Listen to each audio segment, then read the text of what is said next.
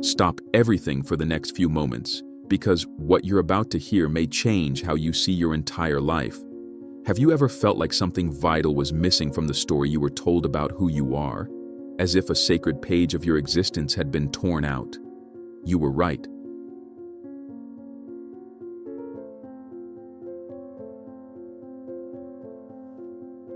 Over 1,000 years ago, a mysterious book, written in secret, passed in whispers, and deliberately erased from public history, contained one of humanity's most profound spiritual maps.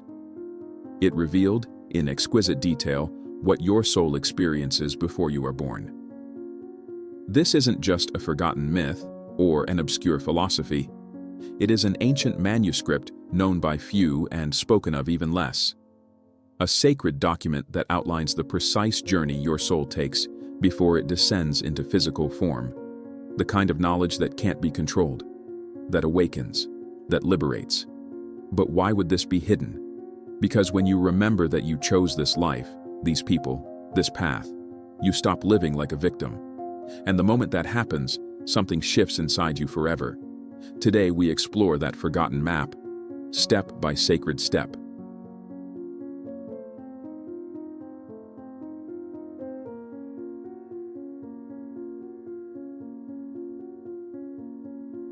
Long before your birth, before time as you understand it began ticking for you, there was a moment, a still, sacred moment. In that moment, the universe, like a loving parent, extended a silent invitation. Not with words, but with a vibration that hummed through the fabric of eternity. This wasn't a demand, it wasn't a command. It was a whisper, one that reached your soul across dimensions, through realms of light, into the very heart of your being. And what did it say? It said, "Are you ready to grow?" Even now, this call still echoes within you.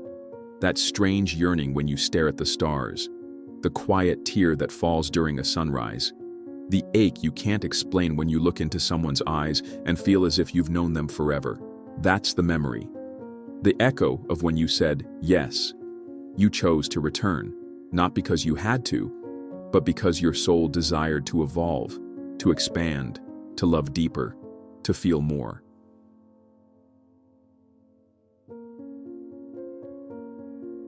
Before stepping forward, your soul must look back, not as punishment, not as judgment, but as sacred clarity. In this stage, you enter a space where time folds. You experience your previous lifetimes, not as memories, but as feelings. You don't just see what you did, you feel it. Every word spoken in love, every action driven by fear, every kindness and every wound, relived from the perspective of all involved. When you caused pain, you feel the ripple of that suffering. When you inspired someone, you feel their heart lift. When you helped someone in darkness, you feel their soul ignite with light. There's no courtroom here, only illumination. The point isn't to shame, but to understand. This stage teaches you that everything you do leaves a mark, not just in the world, but in the eternal record of the soul. The life review allows you to choose better, to evolve higher, to prepare for the next chapter with wisdom, compassion, and conscious intention.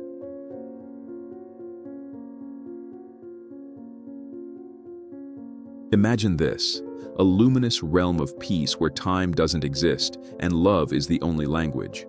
This is where you arrive next, not alone, but surrounded by the council of souls. These are not judges. They are companions, elders, spiritual allies who have journeyed with you across lifetimes. Together you sit in sacred circle.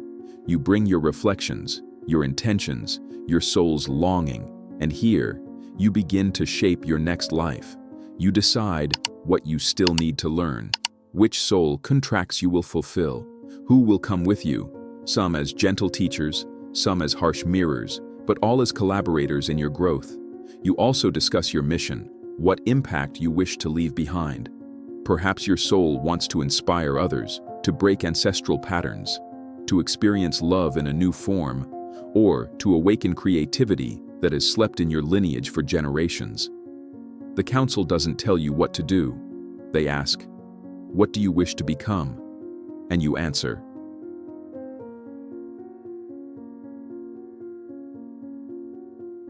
This is the heartbeat of your soul's journey, the reason you return to Earth again and again. In this moment, you choose what your soul wants to accomplish in this incarnation. But here's the beauty. Your life purpose is not limited to a career or a role. It's not about fame, fortune, or status. It's the energy you bring into the world. Some souls choose to heal deep wounds, broken families, generational pain. Others choose to awaken, to bring light to sleepy hearts. Some come to teach, create, protect, rebuild, and some come simply to be, to walk gently, love deeply, and remind others of peace. And here's what many forget. The greater your purpose, the more likely you'll forget it. Why? Because rediscovering it is part of the sacred game. The clues are always around you. What breaks your heart? What excites your soul? What patterns repeat in your life again and again? These are not mistakes. They are arrows pointing back to your mission.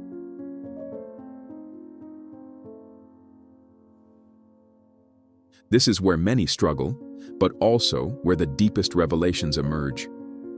Your soul chooses its vessel. You are shown different paths, different families, different cultures, different genetics.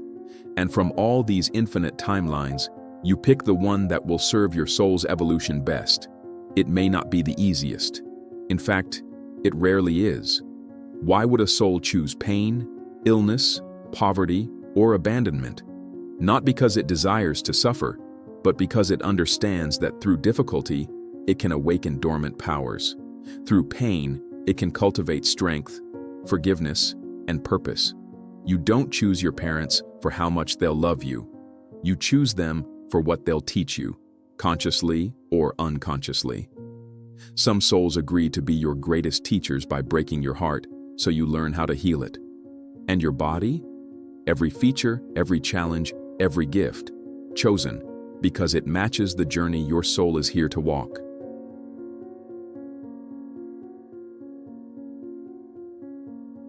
And now, the most delicate moment. To truly live, you must forget. Not forever, but long enough that your choices carry weight. Long enough that love, faith, and truth are rediscovered rather than assumed. So your soul passes through the veil of forgetfulness, a curtain of cosmic mist, where all your soul's memories are temporarily hidden. You forget your counsel, your purpose, your eternal nature. But here's the secret. The veil is thin. It shimmers in dreams, in synchronicities, in the eyes of strangers who feel familiar. It flickers during meditation. It sings in moments of awe. You never forget completely. Your soul leaves you breadcrumbs, and each time you follow them, the veil begins to tear just a little.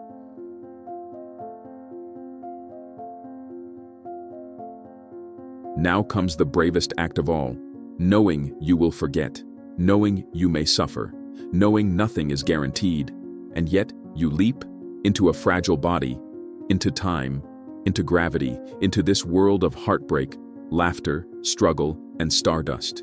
You breathe, you cry, you forget, but the spark remains. The ember of your soul still burns. In your earliest years you remember. Children talk of other lives, of invisible friends, of dreams too vast for this world. But slowly, society molds you, teaches you to forget, trains you to sleep, and yet, you never fully sleep. Even now, if you close your eyes and listen, something inside you remembers the leap, the choice, the plan. Birth was not your beginning, it was your return.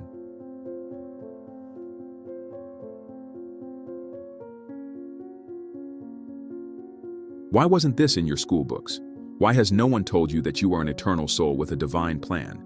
Because awakened souls cannot be controlled. A soul who remembers does not submit to fear, guilt, or shame. A soul who remembers doesn't seek permission to live, love, or shine. Since ancient times, those in power realized a dangerous truth. A humanity that knows its divinity cannot be enslaved by systems built on fear. So this knowledge was buried. The manuscripts banned. The mystics silenced. The memory fragmented. But truth is like a river. It always finds a way to flow. And now, it's reaching you. You don't need another lifetime to wake up. You can begin right now. Start with silence. The soul speaks quietly. Meditate, even for a minute. Breathe consciously. Watch your dreams. They hold fragments of forgotten lifetimes. Follow your intuition. It's not just instinct, it's memory in disguise. Write down what moves you. Ask questions before sleep. Seek meaning in your challenges. And most of all, listen. Your soul is always speaking. You've just been trained not to hear it. But now, the remembering has begun. Take a moment now. Breathe.